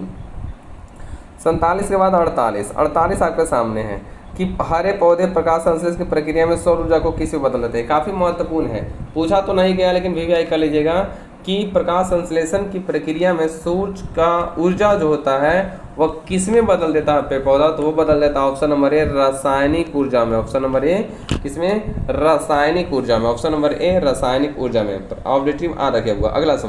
अगला सवाल की बात करते हैं, अमीबा तथा पैरामीशियम कैसा जंतु है। अमीबा की बात करते हैं तो एक कोशिकीय, पैरामीशियम भी एक कोशिकीय। अमीबा में 2 केंद्रक, पैरामीशियम में 1 केंद्रक। अमीबा कूटपाद से भोजन पकड़ता है, जबकि पैरामीशियम में साइटोस्टोम या कोशिका मुख पाया जाता है, जिसके कारण वह भोजन पकड़ता है। ये सवाल रखिएगा। तो अमीबा पैरामीशियम कैसा जंतु है, तो याद रखिएगा सभी के सभी, मतलब प्राणी संपोषी है, प्राणी संभोजी और एक कोशिकीय है, तीनों के तीनों हुआ। अगला सवाल को चलते हैं। 50 की बात किया जाए तो 50 आपके सामने कहा था, मनुष्य के अमाशय की दीवार से किस रस का मनुष्य के अमाशय की दीवार से किस रस का स्राव होता है। मतलब अगर मनुष्य का अमाशय की दीवार है तो उससे किस रस का स्राव होता है, तो ऑप्शन नंबर बी याद रखिएगा, जठर रस। मनुष्य के अमाशय की दीवार से किस रस का स्राव होता है। अगला सवाल है कि मनुष्य के अमाशय की दीवार से, ध्यान दीजिएगा बुआ, सवाल आपके सामने कहा गया है कि मनुष्य के अमाशय की दीवार से किस रस का स्राव होता है। अमाशय याद करिए, अमाशय की बात किया जाए तो इस प्रकार से हमने फिगर बनाया था बुआ अमाशय की कहानी, कि ये जो अमाशय है, इस अमाशय को 3 भाग में बांटा गया था। पहला भाग था, याद करो, पायलोरी, दूसरा भाग फोन्डिक और पहला भाग था कार्डियक। पहला भाग क्या था, कार्डियक, दूसरा भाग फोन्डिक था और तीसरा भाग क्या था, पायलोरी का रखेगा। तो कहा गया है अमाशय से कौन रस का स्राव होता है। तो अमाशय से 3 प्रकार के रस निकलते हैं, उन तीनों रस का सम्मिलित रूप होता है जठर रस। कौन रस बाबू, जठर रस। याद रखिएगा, अमाशय की बात किया जाए तो जठर रस निकलता है। किससे, अमाशय से। अमाशय से कौन रस निकलते हैं, अमाशय से जठर रस निकलते हैं। पीत रस निकलता है कहाँ से, तो पीत रस निकलता है बाबू यकृत से निकलता है। आंत्र रस कहाँ से निकलता है, तो आंत्र रस निकलता है छोटी आंत से। कौन आंत से, छोटी आंत से निकलता है। जठर रस कहाँ से निकल रहा है, तो जठर रस कहाँ से निकलता है, तो जठर रस निकलता है बाबू अमाशय से। ऑब्जेक्टिव में याद रखिएगा। अगला सवाल क्यों चलते हैं। अगला सवाल की हम बात करते हैं 51 नंबर सवाल में कहा गया कि छोटी आंत की ग्रंथियों से निकलने वाले रस को क्या कहते हैं। तो छोटी आंत की ग्रंथि से निकलने वाले रस को कहते हैं आंत्र रस कहते हैं, या सक्कस एंटेरिकस कहा जाता है। सक्कस एंटेरिकस कहा जाता है। जठर रस कहाँ से निकलते हैं, तो जठर रस निकलता है अमाशय से। कहाँ से निकलता है, अमाशय से निकलता है। पीत रस कहाँ से निकलता है, तो पीत रस निकलता है यकृत से निकलता है, जिसको हम लोग लीवर भी कहते हैं। तो छोटी आंत की लंबाई पूछा जाए तो छोटी आंत की लंबाई याद रखना 6 मीटर। छोटी आंत की लंबाई कितना बाबू, 6 मीटर। अगले सवाल को चलते हैं। अगला सवाल के बाद 51 के बाद अगर 52 की हम कहानी करें तो 52 को ध्यान से देखिएगा। सवाल 52 को आप ध्यान से देखें। चलते हैं अब 52 नंबर सवाल में कहा गया आहार नाल के किस भाग में पाचन की क्रिया नहीं होती है। तो आहार नाल के मुख्य रूप से 5 भाग होते हैं। उन 5 भाग में 2 भाग, एक भाग का नाम है ग्रास नली और एक भाग का नाम हुआ बड़े आंत। इन दोनों भागों में पाचन की क्रिया नहीं होती है। न ग्रास नली में पाचन की क्रिया होती है और न ही बड़ी आंत में पाचन की क्रिया होती है। बड़ी आंत में जल का केवल अवशोषण होता है। बड़ी आंत में किसका, जल का अवशोषण होता है। तो अगर दोनों ऑप्शन में आ जाए ना तो हम लोग बड़ी आंत को ज़्यादा वैल्यू देंगे। किसको बाबू, बड़ी आंत को। तो ऑप्शन नंबर डी।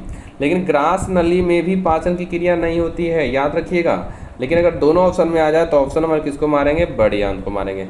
अगर इन दोनों में से कोई एक रहेगा तो एक को मारेंगे, लेकिन दोनों ऑप्शन आए तो बड़ी आंत को वैल्यू ज़्यादा देंगे। वो अगला सवाल करके चल देते हैं।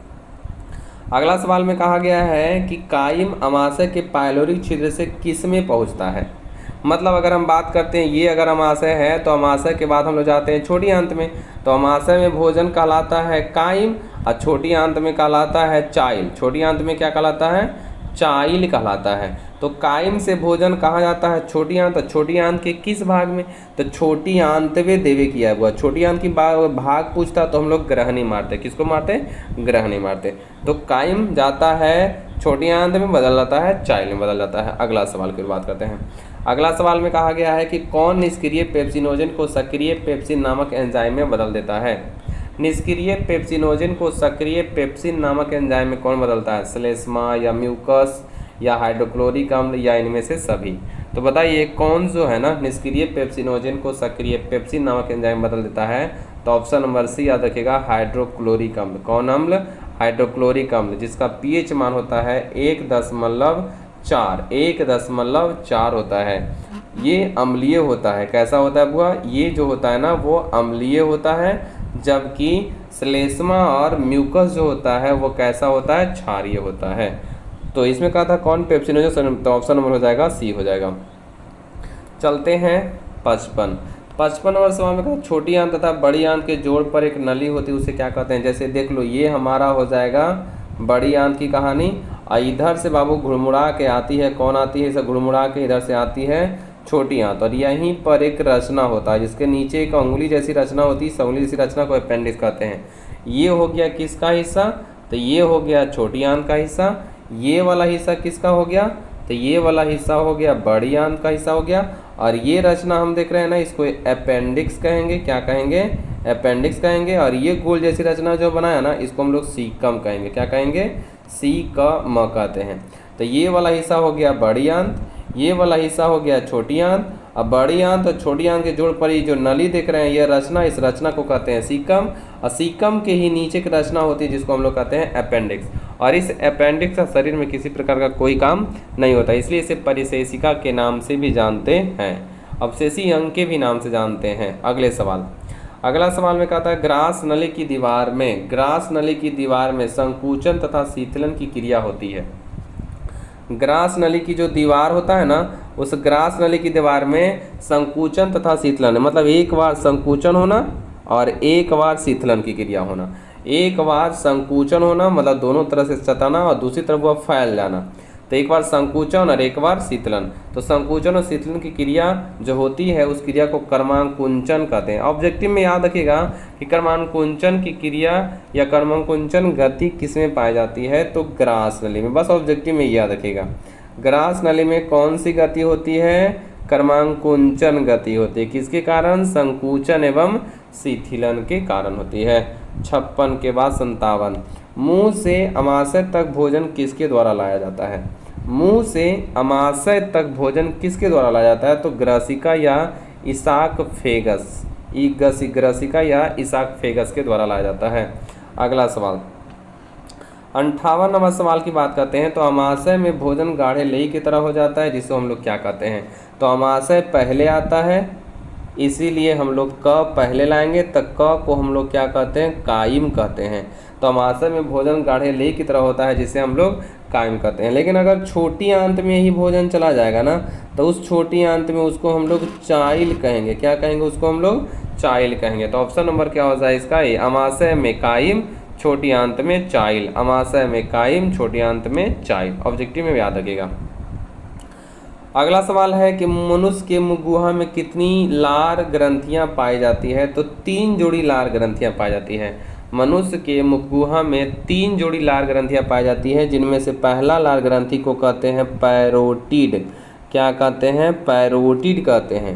दूसरा को कहा जाता है सब मैडीबुलर, सब मैडीबुलर कहा जाता है। तीसरा को कहा जाता है सब लिंगुअल कहते हैं। ऑब्जेक्टिव में याद रखिएगा। तो 3 प्रकार की 3 जोड़ी लार ग्रंथियां पाई जाती है। इन तीनों लार ग्रंथि से दिन भर में लगभग 1.5 से लेकर के 2 लीटर एंजाइम का निकलता है बुआ। चलते हैं आगे। मनुष्य में 4 प्रकार के दांत पाए जाते हैं, वो भी याद रखिएगा। मनुष्य के अमाशय में HCl की अधिकता से कौन सा घाव होता है, तो अमाशय में अगर HCl की अधिकता हो जाए और ज़्यादा समय तक भूखे रह जाएंगे ना, तो उसमें एक बीमारी होती है जिसको हम लोग कहते हैं अल्सर। वो अल्सर पेप्टिक अल्सर कहलाता है, और ये बीमारी जो होता है ना, वो भूखे रहने के कारण होता है। क्या रहने के कारण, भूखे रहने के कारण होता है, अल्सर की बीमारी होती है। अगले सवाल की ओर चलते हैं। अगला सवाल आपके सामने कहा गया है ना कि कौन अमाशय की दीवार तथा जठर ग्रंथियों को HCl तथा पेप्सिन से बचाता है। तो वो याद रखिएगा, ये हमारा HCl है अम्ल, तो अम्ल को उदासीन करने वाला क्या चाहिए, क्षार चाहिए। तो वही हमारा जो है यहाँ म्यूकस है। म्यूकस या श्लेष्मा जो है वह क्षार है, जिससे हमें क्या करता है, सुरक्षा करता है। अमाशय के दीवार जठर ग्रंथियों को HCl तथा पेप्सिन से बचाता है कौन, या देखा म्यूकस, याद रखिएगा। अगले सवाल की ओर चलते हैं। कहा गया है पीत, क्या कहा गया है, ध्यान दीजिएगा।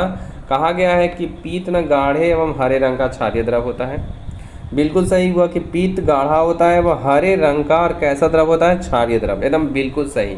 और पीत रस का निर्माण होता है कहाँ, तो पीत रस, ये बच्चा वाला क्वेश्चन है बाबू कि पीत रस का निर्माण कहाँ से होता है, यकृत से होता है। एकदम बहुत इजी सवाल था। यकृत को हम लोग लीवर कहते हैं, जो मानव शरीर की सबसे बड़ी ग्रंथि कहलाती है। मानव शरीर की सबसे बड़ी ग्रंथि कहलाती है। ये पॉइंट याद रखिएगा कि मानव शरीर की सबसे बड़ी ग्रंथि जो होती है उसे हम लोग यकृत कहते हैं, लीवर कहते हैं। इसका वजन लगभग 1.5 kg का होता है। वजन लगभग कितना kg का होता है? तो 1.5 kg का होता है। सवाल आगे लेकर चलते हैं। तो इसका सही ऑप्शन क्या हो जाएगा कि निर्माण हुआ यकृत में। ऑप्शन क्या हो जाएगा? यकृत हो जाएगा। अगला सवाल क्यों चलते हैं। अमरबेल या मलेरिया परजीवी क्या है? अमरबेल या मलेरिया परजीवी क्या है? अमरबेल जो होता है ना वह किसी दूसरे पर निर्भर रहकर अपना भोजन को ग्रहण करता है, और जो जीव किसी दूसरे पर आकर अपने भोजन को निर्माण करते हैं उसको हम लोग परजीवी कहते हैं। क्या कहते हैं? परजीवी कहते हैं। बाबू ऑब्जेक्टिव में याद रखिएगा, परजीवी कहते हैं। परजीवी कहा जाता है उन्हें, परजीवी कहते हैं। परजीवी जो होता है ना वो किसका एक प्रकार का हमारा प्रकार है? तो परपोषण का ही प्रकार है। अगले सवाल की ओर चलते हैं। अगला सवाल आपके सामने कहा गया है कि प्रकाश संश्लेषण में सभी हरे पौधे मुख्य रूप से किस अंग के किरणों का अवशोषण करते हैं? मुख्य रूप से कि प्रकाश संश्लेषण में सभी के सभी हरे पौधे किस रंग के किरणों को अवशोषण करते हैं? तो बाबू लाल रंग का याद रखिएगा।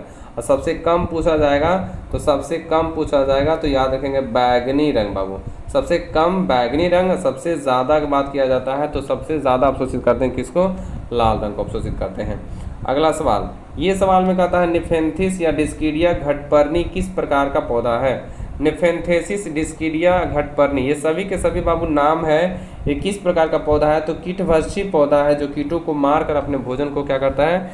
ग्रहण करता है। तो ऐसे पौधों को हम लोग कहते हैं कीटभक्षी पौधे कहते हैं। निफेंथिस हो गया या डिस्किडिया हो गया या घटपर्णी, ये सभी के सभी जो ना कीटभक्षी पौधे हैं जो कीटों को मारकर अपने भोजन का इस्तेमाल करते हैं। अगले सवाल को चलते हैं।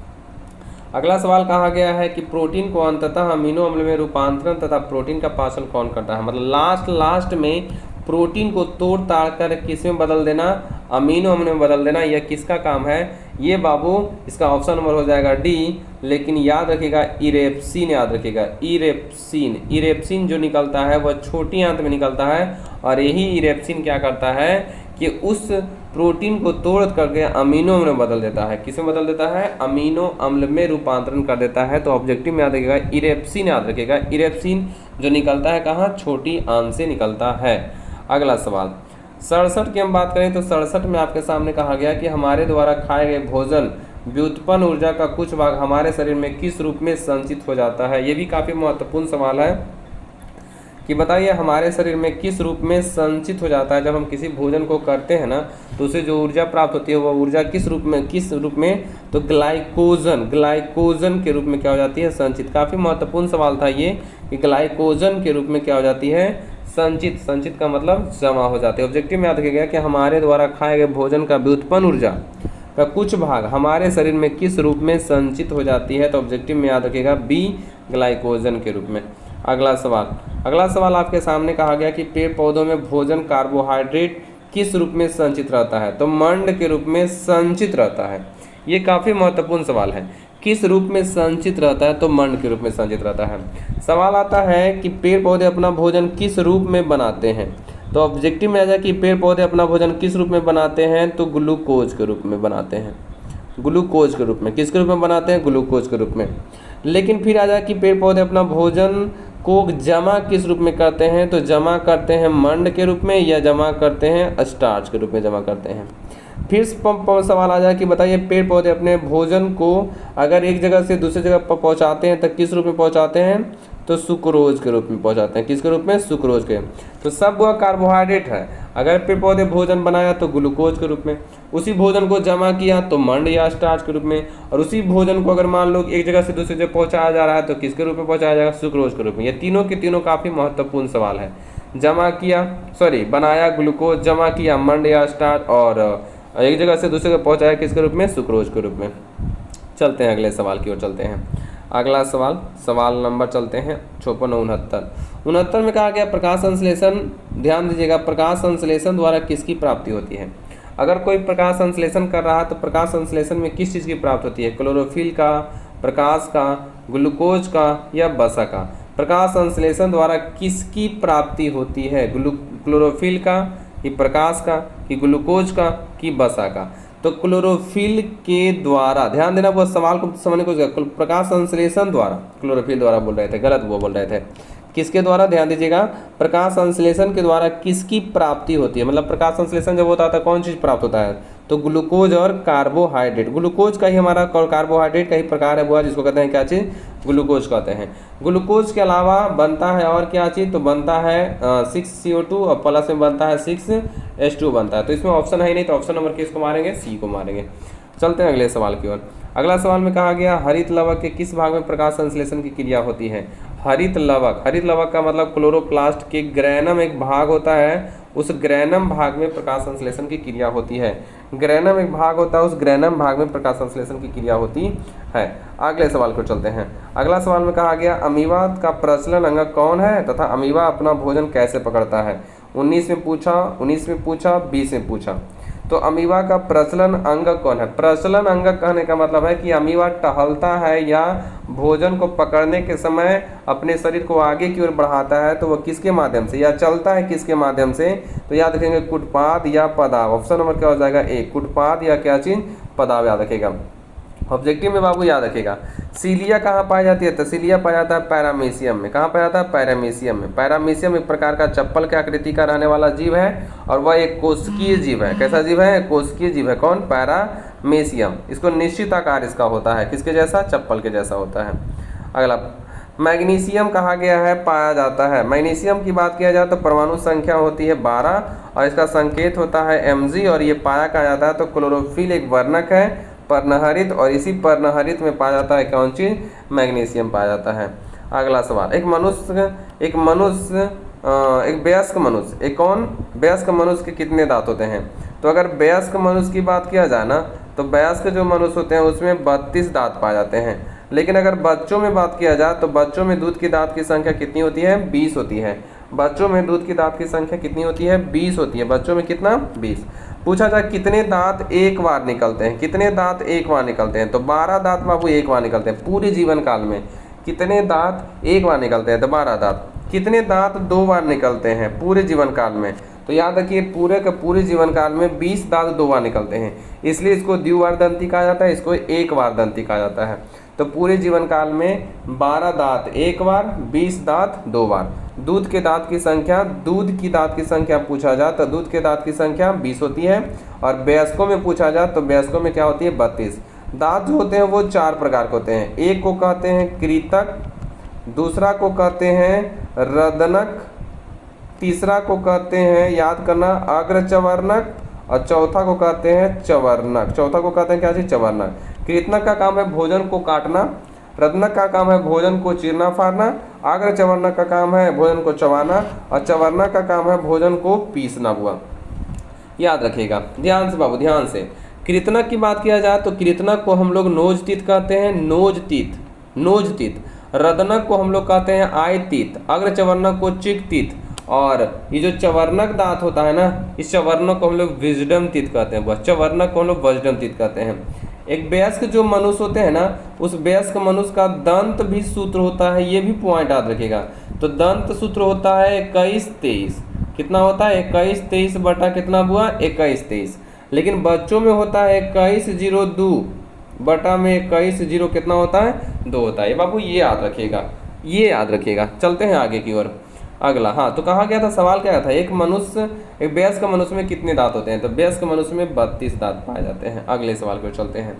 अगला सवाल की बात करते हैं। तो कहा गया है मंड परीक्षण के लिए हरी पत्ती पर आयोडीन डालने से पहले पत्ती को एल्कोहल में उबाला जाता है। क्यों उबालते हैं मेरे बाबू, क्यों उबालते हैं, हरी पत्ती को हम लोग क्यों उबालते हैं, ताकि मंड को घोलने के लिए, या क्लोरोफिल को घोलने के लिए, या पत्ती को मुलायम करने के लिए, या इनमें से सभी। तो याद रखिएगा ऑप्शन नंबर ए, मंड को घोलने के लिए। इस क्वेश्चन को बाबू ऑप्शन नंबर तो डी भी होना चाहिए। इस क्वेश्चन को आप देख लीजिएगा, 74 नंबर सवाल आप खुद देख लीजिएगा, 74 नंबर सवाल को देख लीजिएगा बाबू, कंफर्म नहीं है इसलिए 74 सवाल को आप देख लीजिए। गलती हमारे से बेहतर है कि आप एक बार जरूर देख लें। अगला सवाल है आहारनाल के किस भाग में पाचन की क्रिया का मतलब कार्बोहाइड्रेट भी, प्रोटीन भी और वसा का पूर्ण पाचन हो जाता है। काफ़ी महत्वपूर्ण सवाल है कि किस आहारनाल के जो 5 भाग हैं, यानी 5 भाग में किस भाग में पाचन की क्रिया समाप्त हो जाती है, तो छोटी आंत में, याद रखिएगा छोटी आंत में पाचन की क्रिया समाप्त हो जाती है। और अगर छोटी आंत के भी अंदर लेके जाएगा तो इलियम, याद रखिएगा क्या चीज़, इलियम याद रखिएगा। इलियम में पाचन की क्रिया क्या होती है, समाप्त हो जाती है। और इसी इलियम में पाचन की क्रिया समाप्त होने के बाद उसमें अवशोषण होता है। तो इलियम किसका भाग है, छोटी आंत का। तो इसका सही ऑप्शन नंबर हो जाएगा सी, छोटी आंत हो जाएगा। अगला सवाल 76 में कहा गया है मनुष्य में कितने प्रकार के दांत होते हैं। तो मनुष्य में जो दांत होते हैं ना वो 4 प्रकार के होते हैं। मनुष्य में दांत कितने प्रकार के होते हैं, 4 प्रकार के होते हैं। अगला कहा गया है, यहाँ पे बाबू गलत लिखा गया है, यहाँ पे अमाशय होगा। क्या होगा, अमाशय। अमाशय में कौन सा एंजाइम पाया जाता है, इन्वर्टेज होता है या लाइपेज होता है या पेप्सिन होता है या माइलेज होता है। तो बताइए, अमाशय में पेप्सिन पाया जाता है और यही पेप्सिन क्या कहता है, प्रोटीन को तोड़ देता है, बदल देता है किसमें, पेप्टोन में। किसमें बदल देता है, पेप्टोन में बदल देता है। अगला सवाल में कहा गया हरित लवक के अंदर झिल्लियों से बनी नलियों को क्या कहते हैं। ध्यान से समझना, हरित लवक के अंदर, हरित लवक जो अंदर होता है ना उसमें अंदर झिल्लियों से बनी नलियों को हम लोग क्या कहते हैं, तो उस नली को बाबू कहा जाता है क्रिस्टी कहा जाता है। क्या कहते हैं उसको, क्रिस्टी कहते हैं, क्रिस्टी कहते हैं बाबू, पॉइंट बनेगा, क्रिस्टी कहा जाता है। अगला सवाल की बात करते हैं। अगला सवाल में कहा गया है भोजन का सबसे अधिक पाचन और अवशोषण कहाँ होता है। तो भोजन का सबसे अधिक पाचन और अवशोषण होता है इलियम में, और इलियम किसका भाग होता है, तो छोटी आंत का भाग होता है। और यहीं पर पाचन की क्रिया समाप्त हो जाती है और यहीं पर सबसे ज़्यादा भोजन वाले पदार्थों का क्या होता है, अवशोषण होता है। अगला सवाल 80 की बात कर ले तो 80 में कहा गया केंद्रक या न्यूक्लियस का खोज किसने किया था।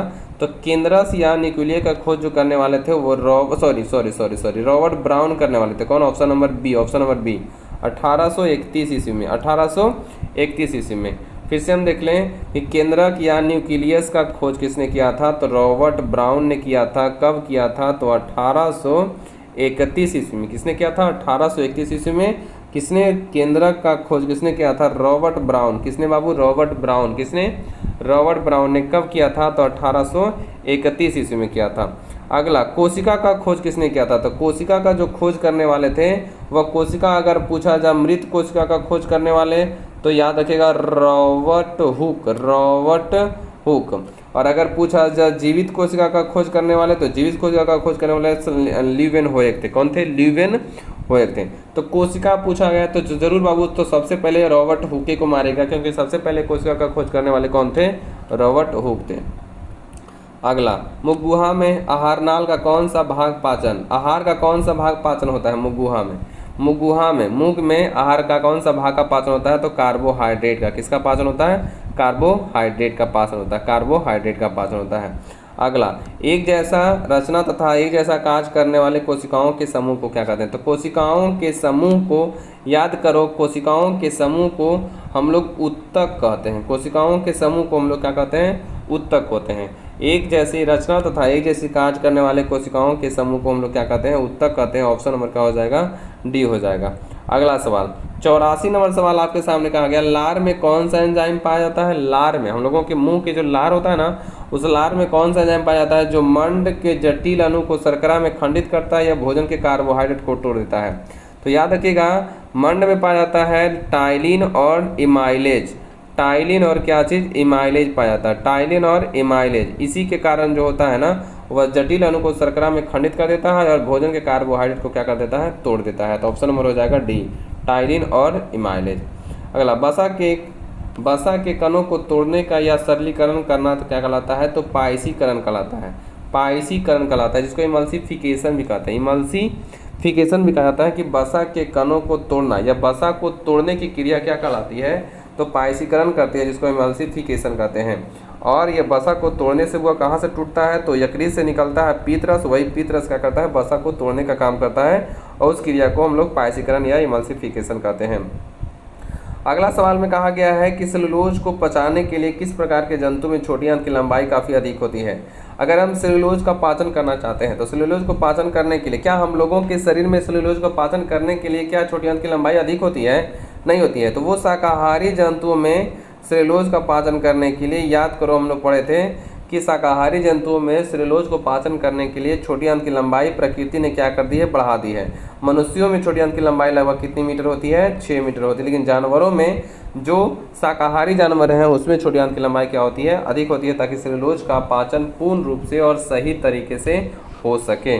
86 के बाद अगर हम 87 की बात करते हैं, 87 में कहा गया, ध्यान दीजिएगा कि कौन सा दूध प्रोटीन को पचाता है जो केवल बच्चों में पाया जाता है? कौन दूध की प्रोटीन को पचाता है, सॉरी, कौन दूध की प्रोटीन को पचाता है जो केवल बच्चों में पाया जाता है? तो रेनिन जो होता है ना, वह बच्चों में उपस्थित दूध की प्रोटीन को क्या करता है? पचाता है। तो ऑप्शन नंबर हो जाएगा डी। ऑप्शन नंबर क्या हो जाएगा? डी हो जाएगा। अगला सवाल है, छोटी आंत की आंतरिक भित्ति पर अनेक अंगुली उभार जैसी रचना होती है। किसके आंत पर? छोटी आंत के, याद रखो, छोटी आंत के, जैसे ये छोटी आंत का हिस्सा है ना, तो छोटी आंत पर अंगुली जैसा उभार जैसी क्या होती है? रचना होती है। और वही रचना क्या करता है? भोजन को अवशोषण करता है, पचीय भोजन का। उसको हम लोग रसांकुर कहते हैं या दीर्घरोम कहते हैं। ऑब्जेक्टिव में बाबू याद रखिएगा, उसको रसांकुर कहा जाता है या दीर्घरोम कहा जाता है। यह छोटी आंत के आंतरिक भाग पर अंगुली जैसी रचना होती है और वही अंगुली जैसी रचना क्या करती है कि भोजन का अवशोषण करती है। कौन भोजन का? जो पचा हुआ भोजन है उस भोजन का अवशोषण करती है। कौन? छोटी आंत के आंतरिक भाग पर पाए जाने वाली अंगुली जैसी रचना, जिसको हम लोग रसांकुर कहते हैं या दीर्घरोम कहा जाता है। 88 के बाद 89 की बात करते हैं। बुद्धिमान दांत के नाम से किसको जानते हैं? विजडम टीथ के नाम से जानते हैं बुआ चवर्णक को। किसको जानते हैं? चवर्णक। ऑप्शन नंबर हो जाएगा सी। चवर्णक को जानते हैं, विजडम टीथ के नाम से जानते हैं, विजडम टीथ के नाम से चवर्णक को जानते हैं, चवर्णक को जानते हैं। अगला सवाल कहा गया है, मनुष्य में हड्डियों की संख्या कितनी होती है? तो मनुष्य में हड्डियों की संख्या 206 होती है। बच्चों में बात किया जाए, जो जन्म लेते हैं उस समय हड्डियों की संख्या लगभग 300 के आसपास होती है, जबकि वयस्क मनुष्य में कितनी हड्डियां होती है? तो 206 हड्डियां होती हैं। अगर गुणसूत्र की संख्या पूछा जाए कि गुणसूत्र की संख्या कितनी होती है? 46। जोड़ा में पूछा जाए तो 23 होता है। अगला सवाल में कहा गया कि कौन सा बीमारी में बड़ी आंत प्रभावित हो जाता है अर्थात खराब होने लगता है? कौन सी ऐसी बीमारी होती है उस बीमारी में बड़ी आंत जो होता है ना प्रभावित अर्थात खराब लगता है? कॉलरा या टीबी या टाइफाइड या डी में कहा गया ए और सी दोनों। तो ऑप्शन नंबर हो जाएगा डी, ए और सी दोनों। ए और सी दोनों मतलब कॉलरा में भी और टाइफाइड में क्या होता है? व्यक्ति का बड़ी आंत क्या हो जाता है? खराब हो जाता है। अब बड़ी आंत जैसे ही खराब हो जाएगा ना तो क्या होगा ना कि आपके शरीर में बार बार क्या आने लगेगा? पैखाना लगेगा, बार बार पैखाना लगने लगेगा, जिसको हम लोग दस्त लगना कहते हैं। वो हमेशा हमेशा क्या कर लेंगे ना कि बाथरूम को क्या करेंगे? एकदम रिजर्व रखेंगे, किसी को घुसने तक नहीं देंगे। इतनी मतलब खतरनाक स्थिति आती है कब? जब कॉलरा और टाइफाइड बीमारी हो जाती है तब बार बार पैखाना आएगा, बार बार बुआ। अगला ध्यान दीजिएगा, कहा गया मलेरिया परजीवी कौन है? मलेरिया परजीवी कौन है? मलेरिया परजीवी प्लाज्मोडियम है। कौन है बुआ? प्लाज्मोडियम। मलेरिया परजीवी कौन है? प्लाज्मोडियम। और मलेरिया नामक जो बीमारी होता है ना, ध्यान दीजिएगा, काफ़ी महत्वपूर्ण सवाल आ रहा है। मलेरिया नामक बीमारी जो होता है एक मच्छर के काटने से होता है, जिसको वो मच्छर का नाम है मादा एनोफिलीज मच्छर के काटने से, मादा एनोफिलीज मच्छर के काटने से मलेरिया बीमारी होती है। और जैसे ही मादा एनोफिलीज मच्छर काटता है तो प्लाज्मोडियम नामक जीवाणु क्या होता है कि व्यक्ति के शरीर में प्रवेश कर जाता है। कौन जीवाणु?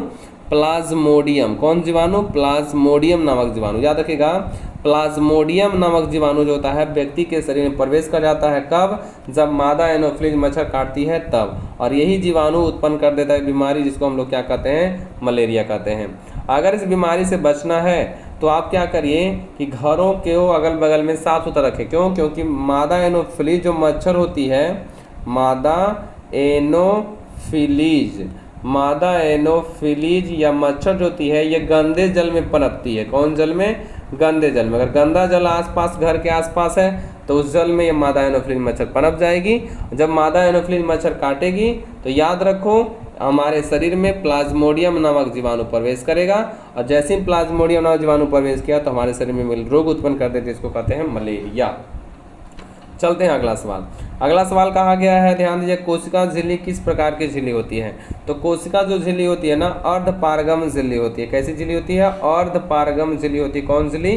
कोशिका झिल्ली होती है। अगला सवाल की बात करते हैं। अगला सवाल में कहा गया ईस्ट किस वर्ग का एक कोशिकीय जीव है? ईस्ट किस वर्ग का एक कोशिकीय जीव है? ईस्ट किस वर्ग का एक कोशिकीय जीव है? याद रखें बुआ, ईस्ट जो ना कवक वर्ग का क्या है? कोशिकीय जीव। ऑप्शन नंबर हो जाएगा बी, कवक वर्ग का एक कोशिकीय जीव है। कवक वर्ग का एक कोशिकीय जीव है। अगला सवाल की बात करते हैं। तो अगला सवाल में कहा गया सबसे छोटी कोशिका कौन है? सबसे छोटी कोशिका, यहाँ सवाल समझने वाली बात है। सबसे छोटी कोशिका क्या है? तो याद रखिएगा माइकोप्लाज्मा। सबसे छोटी कोशिका माइकोप्लाज्मा है। लेकिन अगर पूछा जाए मानव शरीर की सबसे छोटी कोशिका तो शुक्राणु मारेंगे। क्या मारेंगे? शुक्राणु। और अगर मानव शरीर की सबसे बड़ी कोशिका कहेगा तो अंडाणु मारेंगे। क्या मारेंगे? अंडाणु। और मानव शरीर की सबसे लंबी कोशिका कहेगा ना, लंबी कोशिका, तो याद रखो हम लोग मारेंगे तंत्रिका कोशिका। क्या मारेंगे?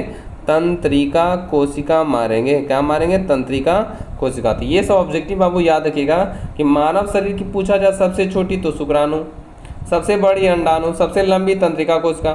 लेकिन अगर सबसे छोटी कोशिका पूछा जाएगा तो हम लोग आंसर किसको मारेंगे? माइकोप्लाज्मा को मारेंगे। बाबू वीडियो यहीं पर हमारा समाप्त होता है।